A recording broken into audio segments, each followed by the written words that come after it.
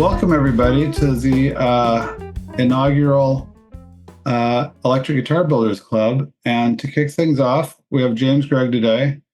James, I'm going to go ahead and start by spotlighting this view for you here. Okay. Yeah, we're going to talk. What do you got for us today? We're talking about shooting flake finish, right? Yeah, we're going to talk about how to make your guitars look like this. Oh my God. It's a steep learning curve if you don't have somebody to help you along the way, and I've messed up a lot of guitars figuring out how to do it. So I'll guess we'll pass along some tips and tricks to help speed up your process if you want to make things sparkly. Awesome. So where do you want to start? Do you want to talk about like number one things that people wind up screwing up? Oh, you want to do a warning first about the once you introduce this material into your shop? Yes. First disclaimer: if you're spraying anything else ever, like go get some carpet remnants, put it on your floor, put plastic poly everywhere. If you've watched the show Dexter, you want your paint booth to look like Dexter's lab before he goes cutting on somebody, because you it goes places you don't think is possible. I call it hooker dust because um, every time I go home from the shop and I've sprayed it, it's all over my arm. It goes places where it shouldn't, and you'll find it later. And your wife might be suspecting what you did that day if you go home with too much of that on you. So yeah, cover everything as thoroughly as you can, and just know that no matter how well you clean your paint booth afterwards, you're going to find random flakes and finishes for up to a year. First disclaimer. Okay. And then from there, we'll just kind of start from the ground up. There's a lot of things similar to a regular finish, but there are a few other things that you'll need to be aware of. So a starting point, especially on like open grain woods, you'll have to grain fill and seal it and have it completely flat. I use It's a UV polyester that I use for a top coat and a sealer, and I'll cure it with a UV lamp. But it also has a catalyst.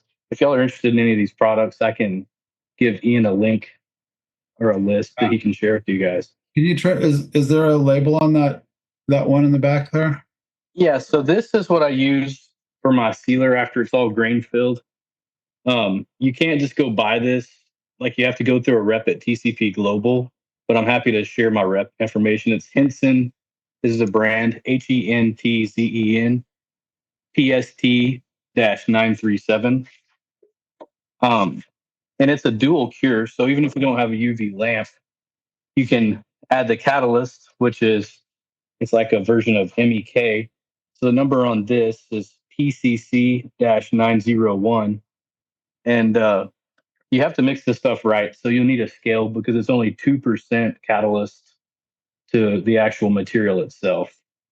So if you over catalyze it, it'll dry too fast. If you under catalyze it, it's going to take a lot longer. But 2%, you just need one of those little droppers kind of to put it in there if you're not mixing up much. So you got to be careful with your grain filler. If you're using a water base or something like that that can take a while to dry, make sure that it's fully cured before you put this over it. Um, I usually build up about 3 coats, and then I'll level sand everything where it's completely flat. Um, Especially with flake finishes, a lot of people screw up because you'll get too much film build, and then it'll cause like fish eyes or stuff because solvent will be trapped in there and it'll try to work its way out. And if you have a super thick finish, it's going to affect how your instrument resonates and sounds. So if you get it grain filled, even epoxy, whatever you use to get it flat, a few coats of this, um, within 24 hours, that's when I'll flash it. It's supposed to be cured in 24 hours, but if you don't have a UV lamp, I would wait at least two to 3 days. Make sure it's fully cured. Sand it back with 320, block it to make sure it's good and flat. And then after you have that foundation, a lot of times people either spray flake over a similar color to the flake if you're concerned about not getting good coverage, or like silver is a cool base coat coat color for certain flakes. Most of the time, you'll want black. Just so with this product, you use a urethane base coat that you can get at, like, your automotive repair shops. TCP Global also sells it. So just a good black base coat, and you're not like you want good coverage, but with the base coats, especially in urethane, it's more you're kind of dusting it on to get like a satiny finish. You're not trying to pound it where it lays down glossy. So for most of those applications, this is a Luma 3 gun. It's really cool because it has an attachable. It's dead right now, but it has a light that goes on it. So when you turn this on, you can see your spray pattern and your coverage that you're getting. So with the base coats, usually I'll use a 1.3 tip. Um, and you want to make sure that you do a lighter coat, and then you're not expecting to get full coverage. So it's usually 2 to 3 coats with that light to medium coats. The flash time is depending on your reducer, usually James, 15 to 20 minutes. Uh-huh. could you take a second and define flash time for everybody? Is that just So, for? Oh, go ahead. yeah, the flash time basically is just letting it harden up enough to where when you put the next coats on, it's going to adhere properly and it's not going to sag or give you runs or anything. There's usually a test, like if you spray. I have spray holders that I'll spray over when I'm doing it, so you can kind of touch in this area, and especially with the clear coats, when you touch it, if it just kind of sticks to the glove and strings, then you know it's tacked up enough or flashed off enough to put your next coats on. So you have like a time limit. You can technically wait up to like 4 hours before you have to recoat it, or you have to spray clear over it. But for the best adhesion and bonds, you want to usually between 15 and 20 minutes with like a medium reducer. And the climate that I'm in, this usually what works. Yeah. And then after your last coat of base coat, you want to give it plenty of time to flash off. So you might wait an hour to 2 hours before you spray the flake, because if any solvent gets trapped at that level, it's gonna sometimes it'll cause like bubbles and things to pop up or shrink back that you don't want. So usually I'll wait about an hour before I spray the next coat, which there's different thoughts. If you're not using this product, you can also use like a automotive urethane base coat and a 2K clear coat. But I don't really recommend it for guitars because you'll get like a lot of solvent pop and fish eyes and stuff. This stuff, once it dries, it's locked in, it's stable. It doesn't shrink back like any other finishes. So I use this urethane base coat from House of Color. Makes some great stuff. It's super expensive. This is TCP Global's brand, the UBC urethane. It's a clear base coat and it's thicker, so you don't have to reduce it or anything. Here in a minute, I'll show you guys how to mix it because that's one of the most critical parts to get it to lay down and not be too thick. But So, it's let me interrupt you. So you're going with the sealer first, the yeah, poly so, first, and then you're going with black base coat, and then you're going with a clear base coat over the top of that. that's just the medium that you mix the flakes in. So that's Oh, not a okay, hard. okay. All It's right. not a hardened clear coat. It's essentially just a clear base coat. You Okay. can put a hardener in it, and sometimes it's a good idea if you're doing really big flakes, but it's not necessary. So it's like thicker, but you don't reduce this. You can kind of see how it has some body to it, and Yeah. that's to properly suspend the flakes so they lay right. If you mix it in something like a never spray flake and lacquer, you're just gonna hate your life. It doesn't build well, and you can do micro like 0.004 or something and get enough build, but this stuff will actually suspend the flakes to where you can get it to pop really crazy like that base. So here in a minute, we'll actually mix some flake up, and I'll show you how to get enough on there where you're going to get good coverage. So just kind of a recap: you grain fill it, you use the sealer, let it cure for 48 hours or so. Level sand it super flat, block it, make sure you're all good. A couple of 2 to 3 light to medium dust coats of your black or silver base coat, and then you're mixing your flake at spray time. So you mix that in this UBC clear base coat. The next thing to know about flake is you want a dedicated gun just for flake. Um, this isn't the craziest expensive gun is a Graco FX 3000, the sharp Gracos, whatever. They're both basically the same thing, but the best size that I've found for spraying the flakes that I spray is 1.8 tip. Um, so that's just a dedicated flake gun. Um, I use because different guns have different adapters. I have like some 3M PPS cups, and then there's like an MPS brand that's a little bit of a different attachment. Um, can you hear that those chimes in the feed, or is that my phone? We're good. Okay. So the PPS is very similar. The cups are just cheaper. So you have your outside cup. This is your liner that the material goes in, and then this will snap in, and you have a lock ring. And just stick with me here. I know it seems like I'm going off on a rabbit trail, but before you spray the flake, they have this little filter inside. You got to remove this, or the flake won't come out. So you just got to put a little cut in it, and it pulls out pretty easy. Got to make sure you get it all the way out of those little hairs will kind of work their way in to what you're doing. So now that you have your filter removed, you got your cup wide open. Um, you'll mix up the flake, put that on, and then your ring locks it all together. You guys have probably used these, and twist twist right onto your gun. And you're ready to spray. Um, once we mix the flake, you'll see what I'm saying about how much you have to put way more metal flake in the clear than you think you do.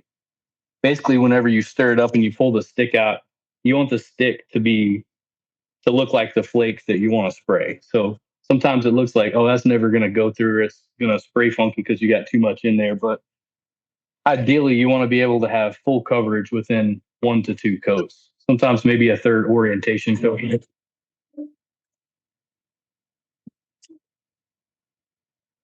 So sometimes you want a third coat just for like an orientation coat, which basically means if you're spraying your guitar this direction, you kind of back off and turn it 90 degrees, cover it the other way.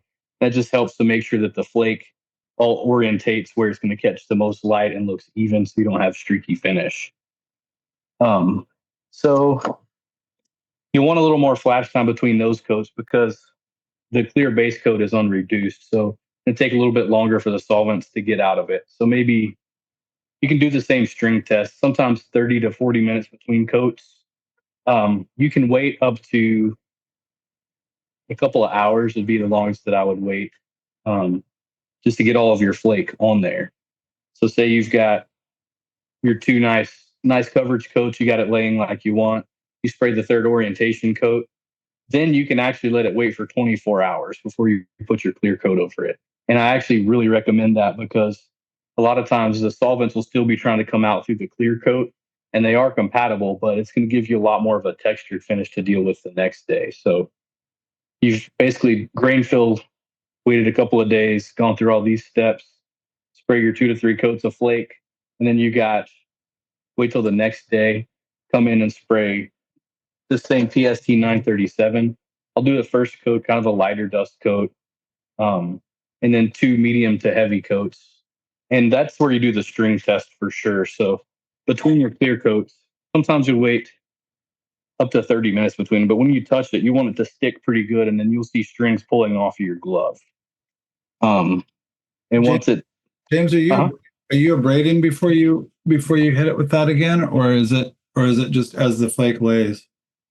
No, I've actually talked to my paint rep several times about it. You actually, if you only wait 24 hours, you don't have to abrade it. It'll still bite in because of the solvents in the clear coat. Um, so he says you can actually wait up to 72 hours, but he doesn't recommend going past 24. But that really lets the urethane clear base coat get all the solvents out and it gets super hard before you put your clear top coats, your hardened top coats on it. So no abrading between those sessions. And before, usually I'll do 3 coats of it and then let it dry till the next day. Then you block and level sand it because the orientation of the flake stands up, so it's gonna need a little bit more clear on it to get it to where it's dead flat like you want. So um, house, let's see, this is Paint Huffer Metal Flake. I get a lot of stuff from these guys. This 50/50 Silver Flake is a blend of 0.004 and 0.008. Um, and that's the perfect combination. Usually you'll want to mix 2 to 3 different sizes. And most people are like, oh, I want bass boat flake, so I need this monster flake. And that's you don't you don't want the monster flake. It doesn't actually shimmer anymore. It's so big that it lays in funny ways. Most of the time they lay flat, so it's not as sparkly. So like this base, it looks like insane big flake. It's really not. This is 0.004, 0.008, and then just a tiny bit of 0.015. But most of the time, I don't even recommend using 0.015 um, because really the color, the sparkle, and the depth is coming from the way that the flake, say your panel is flat, a lot of flakes are laying in at just different angles and directions and catching light. Um, and that's what's giving you the brilliance and like the sparkle of it. So the smaller flake will kind of fill in the gaps between the larger flakes, so you can get more of a coverage with less passes. And that's how you achieve that sparkly finish without having to put too much film. Though I've seen guys have like an 1/8 inch finish trying to get enough clear over that. And this is how you go about it without having a super thick finish. Um, so 0.004, 0.008, you can mix them yourself. Also, you can mix in like mica pearl with it. So something even a little bit smaller than that. Um, and just have fun with it. This one's actually a black base coat with some silver pearl and holographic flake. Not really showing up well in the camera. It looks pretty crazy from here. It has like rainbow kind of colors coming off of it, and um, you can definitely feel free to experiment with as many colors. Um, if you have like a gold, sometimes you can put like a lemon pearl in with it. Are It's those just different. are those the Jacquard pearlescent ones, or This is a Inca Gold Metal Flake Pearl. Um, honestly, I'm not sure where it came from. I've had it forever, but like TCP, a bunch of places if you're using pearls, you definitely want to make sure that they're automotive grade. Same thing with metal flake, because there's a lot of cosmetic grade stuff that doesn't look as well. And then the solvents in these paints will interact with them sometimes and change their colors. So yeah, 0.004, 0.008, and then some of like the pearl powder in a similar color will definitely help you kind of get the full coverage. And then also, if you want it to look a little more dramatic, you can put less flake on. We'll probably do another one of these where I'm actually in the booth spraying, so we can show you different variations of flake, how much. Um, the base was over a black base coat, but it's covered so much you can barely see the black. You want to see some, that way it shimmers and sparkles and you have a little bit of contrast. But say if you're doing a sparkly silver finish and you wanted it thinner and you were worried about getting good coverage, then you can just get the good thing about the urethane base coats is you can get them in a million different colors. So you can start off with like a metal flake silver base coat. Like say you see a Honda or a Porsche or whatever, like Brad Paisley's guitar did for him. I did the silver base coat out of a Porsche, like metal flake silver, and then I sprayed silver metal flakes over that. And it was this same stuff, this 50/50 mix. It's already mixed for you. Um, and then that helps to have even less coats to get the coverage you want because you've got that super tiny metal flake and the base coat shining through it as well.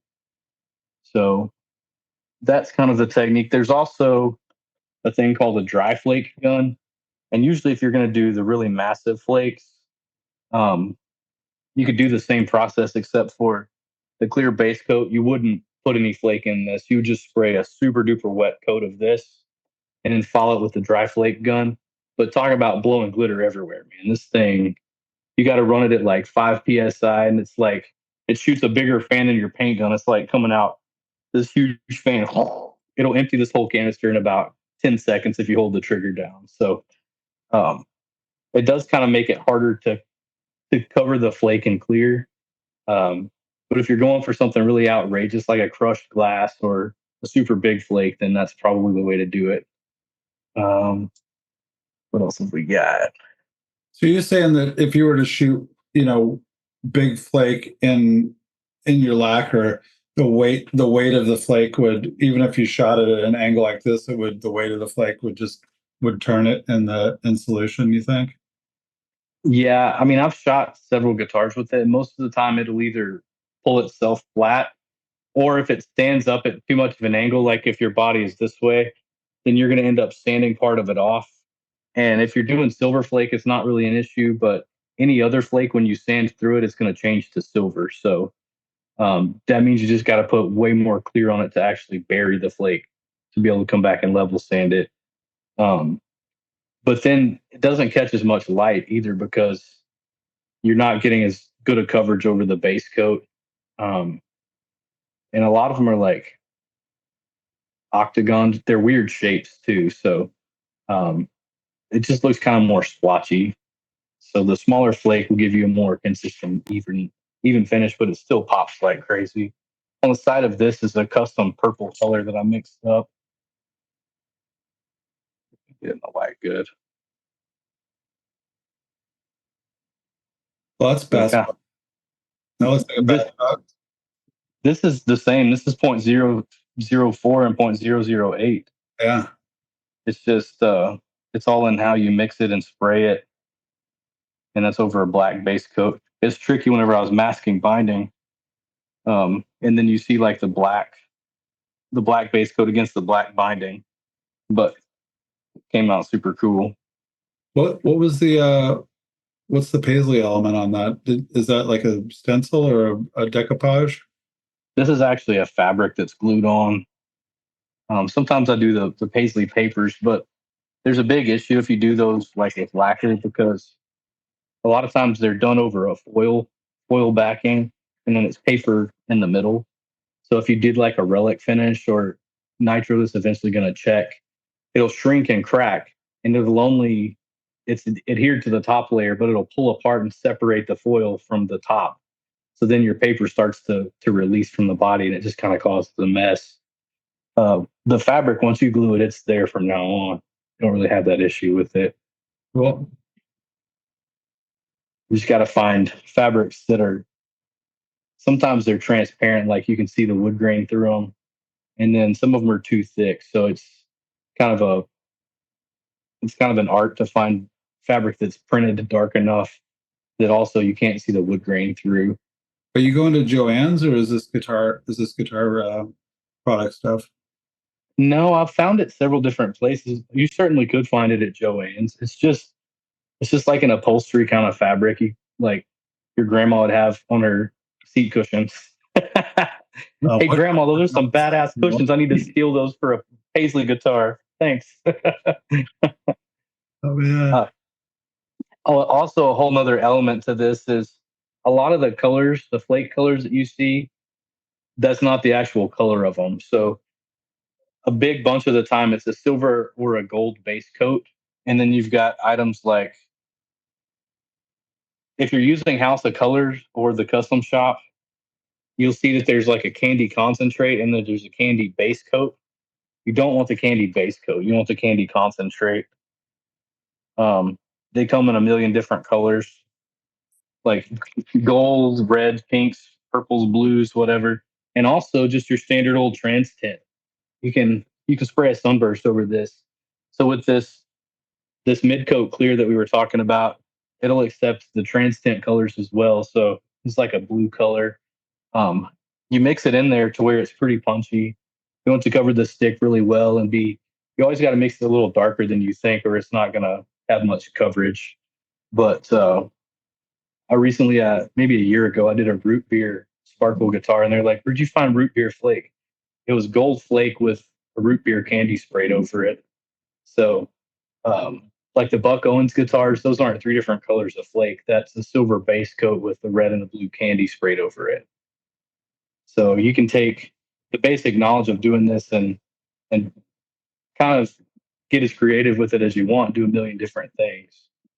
The basis of it though is just getting the flake finish done well. If you're going to add color over it after you sand back the first round of 3 coats of clear, you want to block it for sure, because this stuff it'll flow out really well, but you can kind of see waves in the texture if you just hit it with a DA and you don't hit it with a hard block. So if you hit it with a hard block and get it super flat, you can just put color right over that. Do a bursted edges or a solid overspray, whatever you want to do.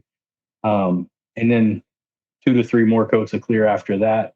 You've got plenty of builds to level sand it flat and just get a mirrored finish out of it. Really cool. Are we gonna we're gonna mix before we mix stuff up? Should we open it up for questions on what we've heard so far? Absolutely, yeah. Anybody have any questions?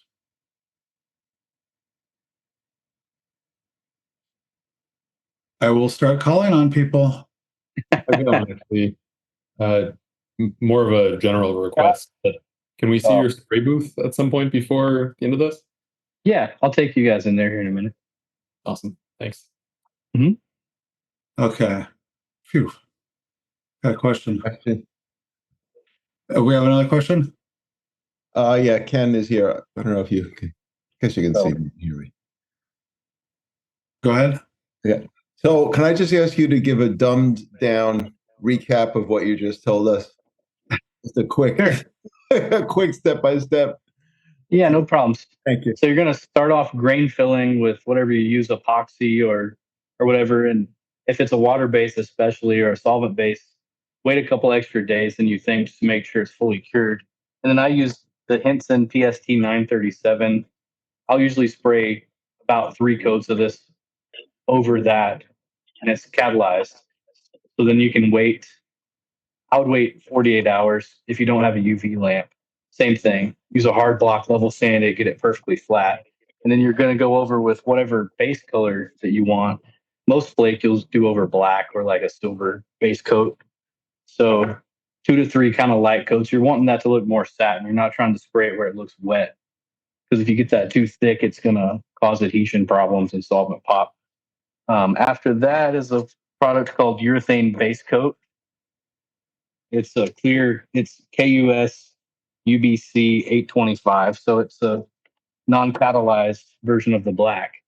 And it's thick to where you don't have to reduce it. And it's made to that viscosity so it suspends the flake properly in there to where it's all different directions. Here in a minute, we're about to mix the flakes, so I'll show you how to do that. Usually it's about 2 to 3 coats if you mix it right to get full coverage. And you're wanting to wait at least the first coat of flake, maybe 20 minutes to the next coat, and then maybe 30 minutes to the next coat. Plenty of flash time to let all the solvent get out. And then let this sit for at least 24 hours after you spray the flake. I wouldn't wait much more than 24 hours. But after you do that, no scuffing or anything, just straight back to the PST 937, 3 coats. After your first coat, you'll wait 18 to 20 minutes or so until you can like touch your spray holder, and then it springs. So you want your actual glove to stick, like not just, oh, that's kind of wet. When you push your finger, you're like, oh, that sticks, and then it pulls out. You'll see actual strings coming off. When you do that, you know it's ready to spray your next coat, and then you'll wait about that time and maybe plus a couple extra minutes between the third coat. Spray your third coat and wait another 24 hours. Then you'll be able to come back and block sand it. I even use, most of the time I'll just use like, Sumac has this semi hard block. I don't know if they still have them. I bought these forever ago. And I'll use like the sticky back paper. 320 grit's what you use.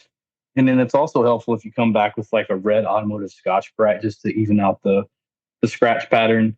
If you were going to do any candy colors over it to like do a candy burst or a 3-tone, you'd mix those in that same clear urethane base coat, spray those on there, wait a couple of hours so you know it's nice and dry. There's no solvent that's going to bleed through and cause problems.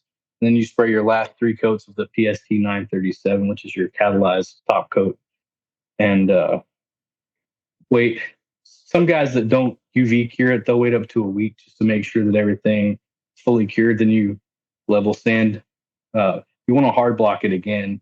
I usually start off with 800 on a hard block and work my way up to 3000, and then buff it, and then I get crazy mirrored super flat finishes out of that. So that's kind of the quick run through from start to finish. Thank you. Appreciate it. Mm-hmm. Yeah, no problem. I have a question. Can I ask you a question? You kind of cringed and you said, "Don't even try this with lacquer." Could you tell me why you wouldn't do this with lacquer? Part of the issue is the viscosity of lacquer. You see, this is kind of like thicker when you move it around, so that helps the flakes to suspend properly in there. If it's like watery thin, then the lacquer. Part of the deal is lacquer burns back into the previous coats. So even if you had it suspended and laying down beautifully, you spray another wet coat of lacquer that's reduced very much at all, then it's going to start orientating your flake and making it like slide and move and go places that you don't want. So it's just a big headache. And then you're going to have to put probably 30 coats of lacquer in different sessions to get enough build to actually cover it and hope that your flakes don't continue to move. Can confirm. I reluctantly did a gold top one time, and it was an absolute nightmare on lacquer. And that thing of, like I waited like a week before I went next spray, and it's still like it was just like those little flakes were reorganizing themselves after the a week of letting cure go off and shooting the next round. It was really a nightmare. There is a hack to it though. If you want a relic kind of a patina and you want the lacquer, this PST 937 is great because you can put straight acetone on it, and once it's cured, it won't hurt this. So you can actually spray lacquer over the top of this and build up 6 or so coats or however many you want, and then come back and check the lacquer over the top of it, and it looks the same. And that sounds kind of crazy, but a lot of companies like Collings, a bunch of companies that say we're doing lacquer finishes. Well, the top coats are lacquer. It's all sprayed over this, or there's another brand that they'll use sometimes that's exactly the same. It's a polyester, UV cured. But the beautiful thing is it never shrinks back. Like I used to use a lot of automotive 2K stuff, and you'd wait a year or two and come back and you'd see it kind of shrunken into all the grain. And so I can actually get a thinner finish out of this than I ever could with lacquer by a lot. And then it stays dead flat and looks beautiful from now on. Cool. Thanks. Anybody else? You're making me want to start spraying this finish, which is dangerous. Oh, look at that. Trevor's got some Yeah. inspiration. It absolutely changed the game for me, especially on my acoustics. Like this finish right here will be thinner than any lacquer finish I've ever shot. It's not level sanded or anything yet, but it's the burst that I did. You definitely have to block it. I mean, it lays out pretty stinking flat. But then you measure the thickness of the finish on the tape after you level sand and polish it, and it's a super duper thin finish. It's actually harder than lacquer, so there's a balloon in there right now, but it doesn't really change the resonant frequency or the tone a whole lot, which is kind of ideal if you're trying to build an acoustic that sounds great. What are you putting a caliper on there? Do you have any numbers on how thin you're going? I haven't done it on that. I'll have to wait till I cut the finish back to put the bridge on, but I've gotten it down to 3 or 4 mil finish. Really cool. Probably a little different on a color top, but Yeah, the color actually definitely adds a little more build to it. But I did a natural acoustic maybe a year or so ago, and it was even hard to read with the calipers. By the time I got it all blocked out and level sanded, the only other thing, the kind of negative with this is you got to put all kinds of ass into it on the buffer. It's not like buffing lacquer. You got to lean into that thing. what's your roughest compound? Do you got like a rouge that you're going down to, or? I use 3 compounds. I'll use a medium, like the red compound. I'll use the fine, and then I'll use on some things if it needs it. Like, the dark colors on Sunburst, they'll show everything. So I'll go to a white super fine with the really extra fine wheel. Queno wants to know, I hope I'm pronouncing that right. Any comments on Roth Metal Flake spray cans? You know those guys? Yeah, Roth. I haven't really messed with their spray can metal flake. I've used their jar flakes, and they have great colors and they lay down well. If they have a rattle can version, that'd be really cool. That way, you don't have to dedicate a complete gun just to spray metal flake. Yeah. But yeah, the Roth flakes themselves, they always look really nice. So I'm sure it's a good product. Cool. What kind of buffer are you using? The sumac buffer? Yeah, it's the Is it unmodified, or did you I did a video a while back. It goes in and out of the cabinet. It's on actuators. Yeah, we talked about that one. Yeah, so that's the compounds that I use.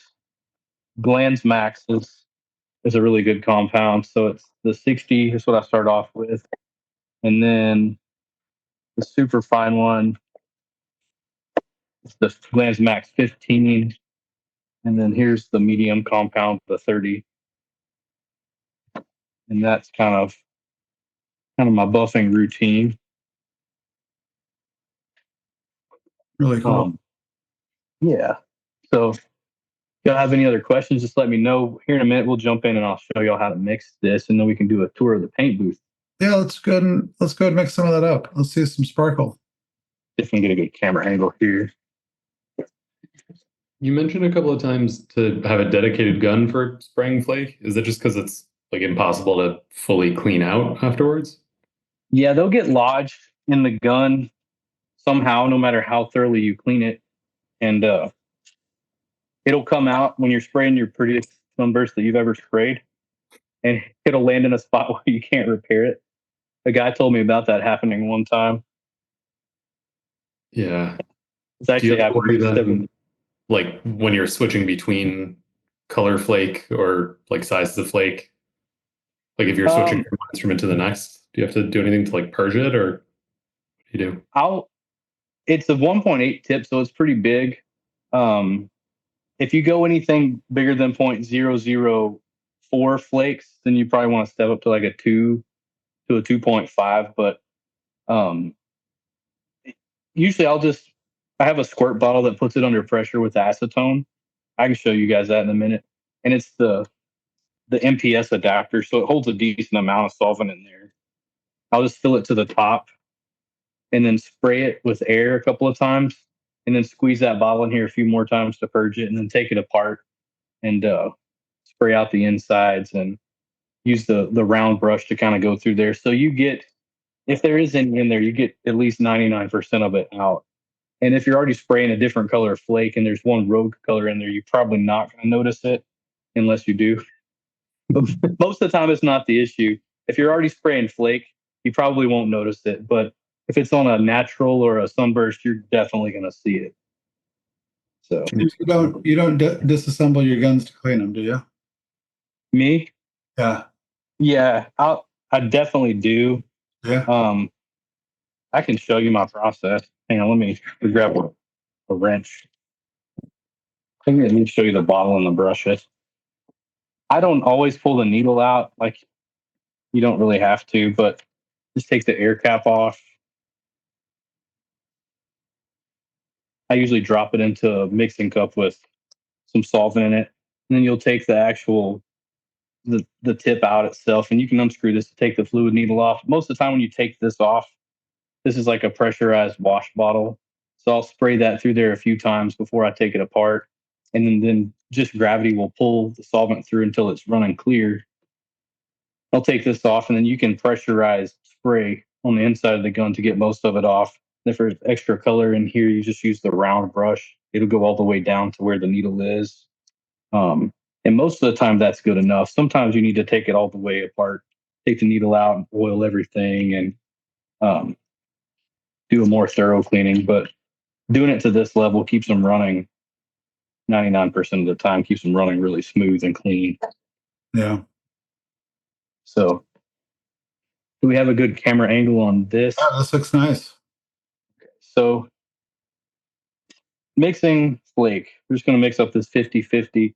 And you'll see when we start pouring it in, it helps to get better coverage on the stick. So you start pouring, you're like, oh, that's probably a reasonable amount. That's a lot of flake. And then you go to stirring it. Sometimes it'll clump up. So you don't want to put too much in at a time. You just kind of mix it up a little bit as you go.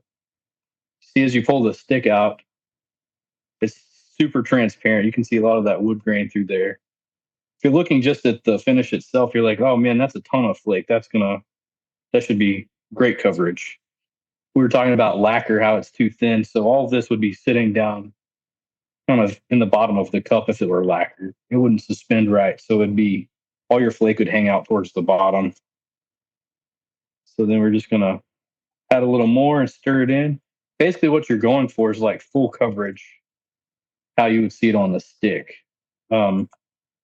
is what you would want it to look like once you spray it. Because you got a thicker film sitting on here than what it's actually going to be when you spray it. So, see, we're getting better. You can still kind of see the wood grain through there a little bit, but it's still not enough. Add a little more. Taking one for the team for the Looth group. I was just going to say, is that shelf stable? Like, are you going to be able to use that?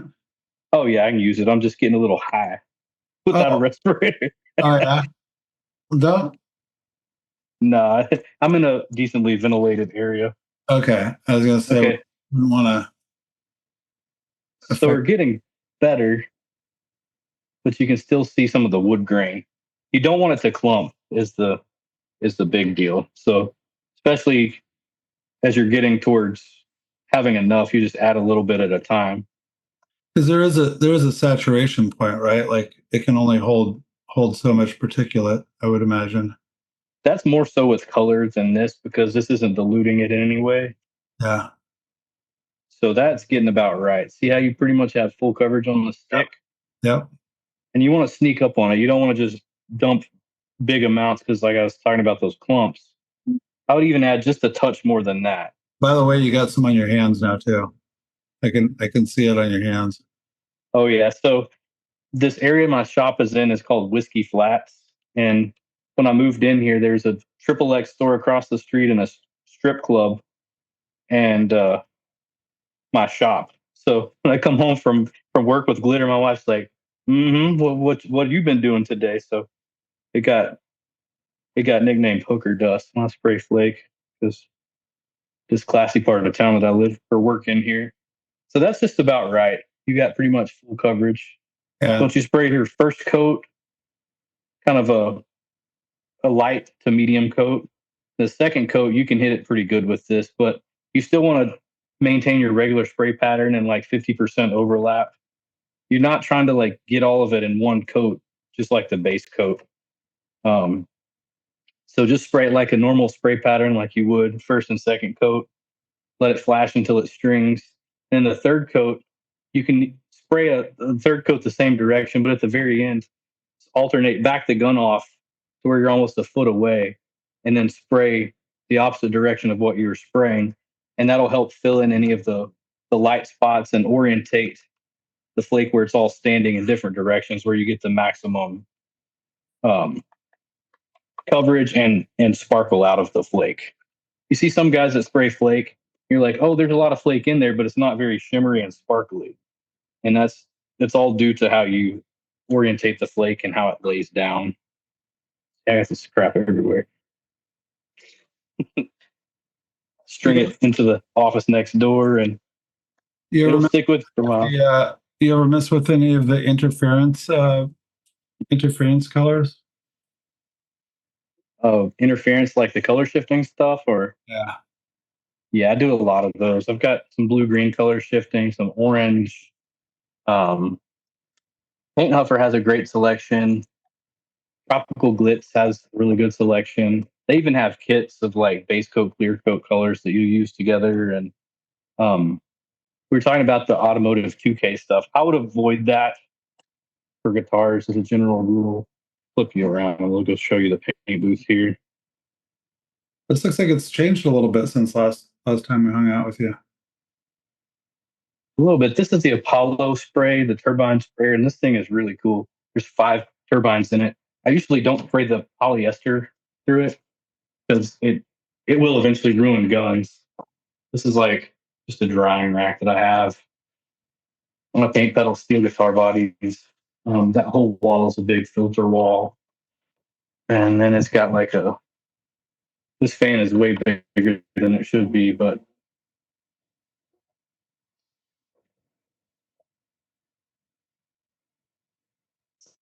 they're out of the shop in about 2 seconds. And here's my that I built for holding and spraying guitars. Yeah, we did a. Anybody interested in building that? We did a whole thing on that. Mm-hmm. Yeah, that was a fun one. Or James. And then I've got like a filter system, the regulator. I have regulators on some guns, but if I need to change it on the fly, I'll just change it with that regulator. This is a waterfall. I had to get a new pump, which I got. I just haven't installed yet. But yeah, this stand is super cool. Let me throw something on there. Well, that was probably about a year ago that we built this on there. Yeah. So just I especially needed these handles because whenever I use the UV cured lamp to flash stuff, you're like Stevie Wonder back there because you have to wear eye protection and a lab coat, and it's kind of a feel thing. So this is where my UV lamp stores on sliders and comes out. I need to flash stuff. That's still a pretty big light, right? Like, is that like it's massive. Is that a high pressure sodium one, or what's the? Good Lord! I just lost it. Earbud. Yeah, so I'm not sure what the bulb is. Looks like I might need a new lamp for it eventually, but this thing will definitely give you an arm workout, especially if you're flashing guitars at the time. But it sure does a great job. We had one attempt at using UV at Breedlove, and with one of our hillbillies getting pretty seriously sunburned with it. Oh man, so you're supposed to wear like a whole lab coat and this face shield and welding gloves. Sometimes I'll walk next door into their office and I'll forget I'm wearing it, and they're like, "Are you coming to rob us? What's going on here?" Yeah. So, well, this guy was the type of guy that'd wonder what the O in OSHA stood for. So it's funny. So that's kind of the setup for Flake and my process for doing it. Do you have any other questions? A lot of actionable advice in there for sure. Last call for questions. We have any questions? Trevor Healy, you look like you're about ready to ask about 5. I got a question. Mm-hmm. Yes, Preston. I wonder if you ever messed. I'm the fool who does use lacquer for Flake, and you're right, it does make life awful. But I figured out various things. But have you ever messed around with? I mean, the issue with lacquer for me is it not suspending well. It's not a good carrier for Flake, right? So gun jigs, whatever. Have you ever messed around with putting like I've heard about people putting like stainless bolts or stuff like that to agitate the flake and keep it moving around in the gun? Mess around with that stuff? You or anybody else here? That's something no, but I'm sort of curious on how effective it is. It's just so with these cups and the way that they lock on, they're completely sealed. So you do want to as much as you can, you want to keep it moving around. So you're spraying whatever, then you can turn it upside down and shake it without the lid because the way that they lock on. So then you're not worried about your flake like changing in the gun. So you spray a few passes and turn it upside down and shake it and just kind of keep going. I haven't really had any issues with it not staying suspended. When I did it in cup guns, though, that was kind of a nightmare because you can't flip those upside down. Christian, are you using gravity or siphon feed guns? Gravity, and my method has just been find the biggest tip I can and just sort of small amounts at a time and try and move my hand around a lot. And it's chaotic and it's messy. It does seem to work, but it's also part of why I'm asking is it's pretty inconsistent. I found some guns I like and they're kind of cheap, but I almost treat them as disposable because it's such a The other part of it is like between coats, if you just leave it hanging upside down, like there again, if it's just a gravity feed cup with the hole in the lid, you can't do that. But these, if you leave it hanging upside down, then give it a good shake, especially with this thicker, this clear base coat, it'll stay suspended super well. And like I was talking about earlier, after you use the last coat of, you do the 3 coats of the PST 937 over it. After that dries, you can still top coat it like normal with lacquer, but you get a lot less build. And this stuff I think is about $120 a gallon, but it goes a long ways. I use it for sealer.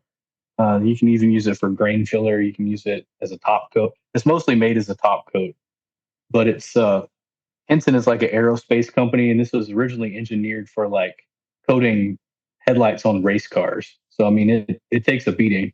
It's a really stout product. Kind of has the amber color to it, like lacquer too. You know, some of the polyesters and stuff, they'll kind of have a blue tint to them, or they won't look like true clear. The color of this stuff is a lot like an aged lacquer, so it gives you a nice warm tone to your finish instead of like a blue color. That blue color makes me sad. Me too. I hate that. Trevor, did you want to squeeze one in? I was just going to ask if you sprayed that same top coat as satin, because I do a lot of satin and I would love to spray less. So the product, I'll go get a can of it and show you. You still spray this to build up your coats, and then you'll scuff it back down to 320, and then red scotch spray it to get it really even. And then the last 2 coats will be the satin, and it's from Henson as well. A lot of the bigger guys use it because it just looks awesome, but it's super easy. Learning a lot here.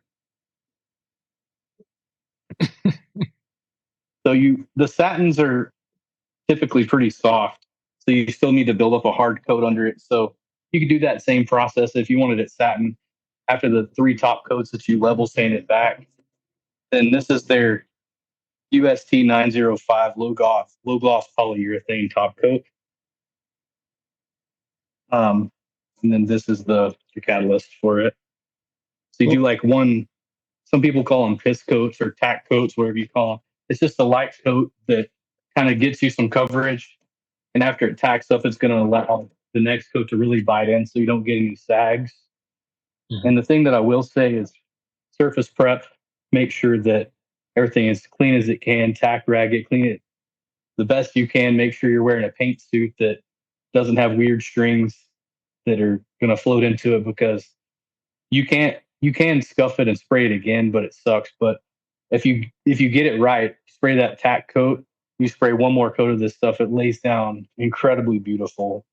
You don't have to touch it again. Wait 24 hours, put your guitar together, and it's done. What's the sheen on that? Do you know? Is that like it says low gloss, but is that like a matte or flat, or? The more coats you put on, the more flat it gets. Okay. So it'd be like a semi-gloss with just 1 coat. If you put 2 coats, it'd be a little bit less. They don't really recommend you put more than 3 coats of it on there. But it's like the most deep, rich colors you've ever seen without the glare after 2 coats. It just looks amazing. Really cool. Good question. Thank you. Yeah, no problem. That stuff changed the game, because I've messed around with satin lacquers a lot, and they're infuriating because they'll melt back in. And they recommend the same thing with lacquer. You just build all your coats with the glossy stuff, and then only your last couple of coats are going to be the satin. But if it melts back in too far and you get a little mosquito or something in there, then you got all kinds of problems to work back through. So this makes it a lot easier than if you can keep any little strings and debris out of it and spray a really nice coat with this. Then I'll send a picture to Ian of a couple of guitars I've done. He can maybe post them and show you guys. I did a bass that's like this, but it's flame maple top and back in a sunburst, and it had that coating on it. These sunburst acoustics that I have, he kind of wants them in satin. There's actually a matching pair. You can see the other one over there. So if I don't level sand and buff these, the last step would be just scuff them down and then spray them with that.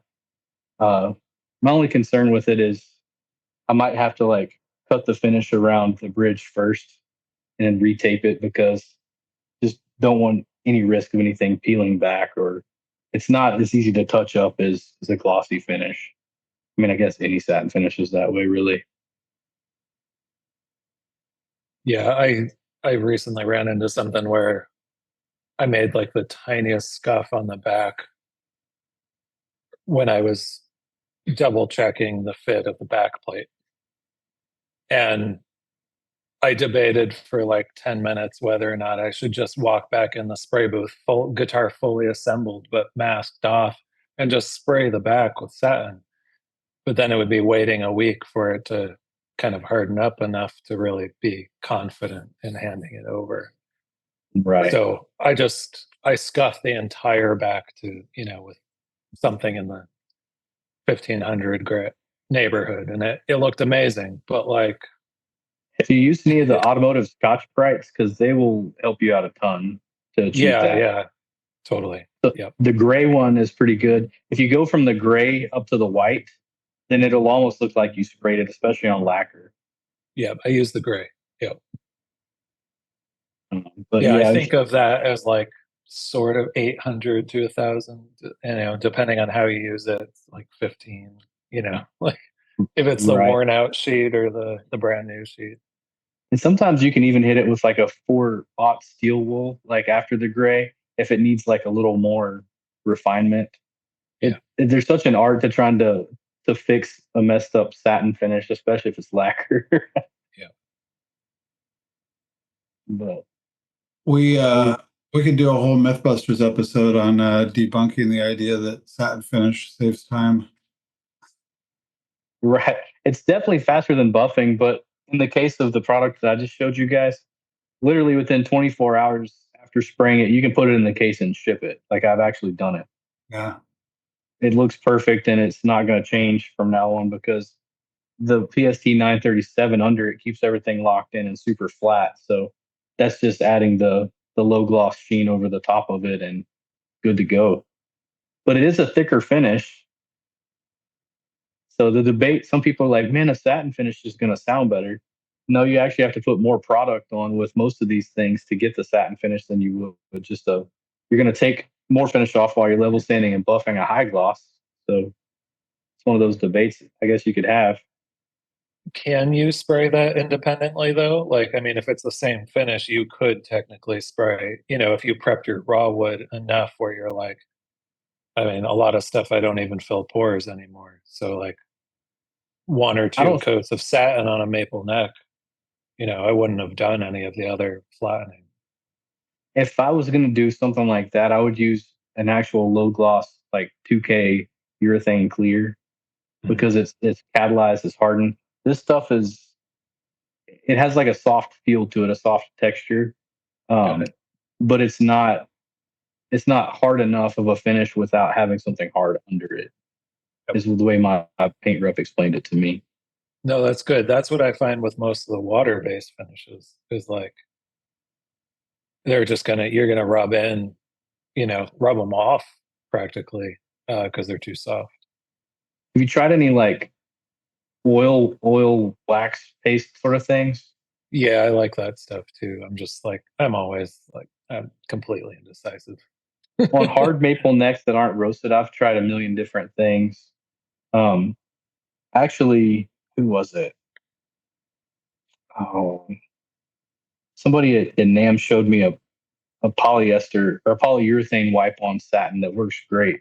It looks awesome on roasted flame maple necks. It looks great on regular plain maple necks, and it's a hard enough finish to where you don't have to worry about rubbing through it like that. It'll actually protect the neck. It's called Good Stuff, I think. Is it Goodfella? No, it's a different thing than that. Okay. Going? It's Emmet's Good Stuff wood finish.